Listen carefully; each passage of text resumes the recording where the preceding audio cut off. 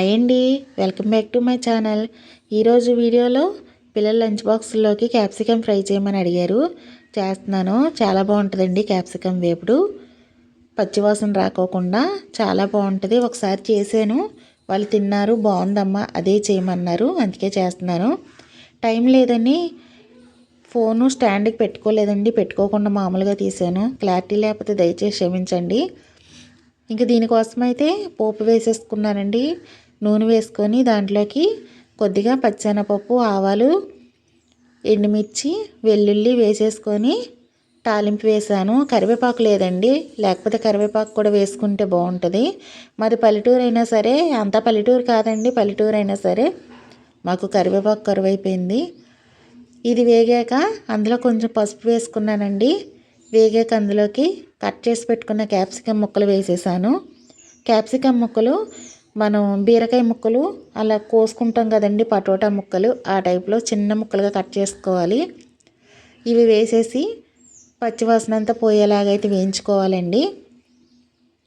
మీకు స్టవ్ పక్కన కనపడుతుంది చూడండి కొబ్బరి ముక్క, ఆ కొబ్బరి ముక్కే వేసి చేస్తున్నానండి. కొబ్బరి వేసి చేస్తే చాలా బాగుంటుందన్నమాట. దీంట్లోకి సరిపడా ఉప్పు అయితే వేసేసుకున్నాను. వేసేసుకొని అయితే దీన్ని పచ్చివాసన అంతా పోయేలాగైతే వేగనివ్వాలండి. క్యాప్సికమ్ పచ్చివాసన వస్తుందని పిల్లలు చాలామంది తినరు కదండి. ఇలా చేసి పెట్టండి, చాలా బాగా తింటారు. మనకి దొండకాయ కొబ్బరి ఉంటుంది కదా, ఆ టైప్లో ఉంటుందండి. చాలా బాగుందనమాట.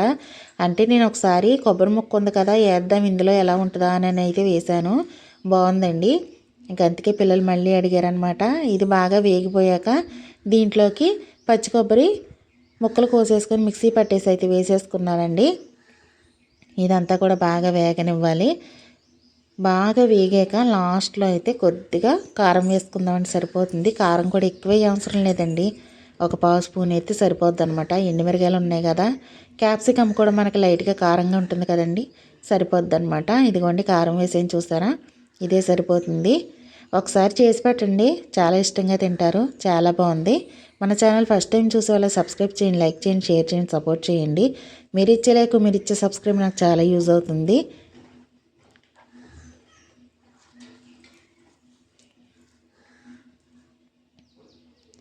మన రెసిపీ మీకు నచ్చిందని అనుకుంటున్నాను.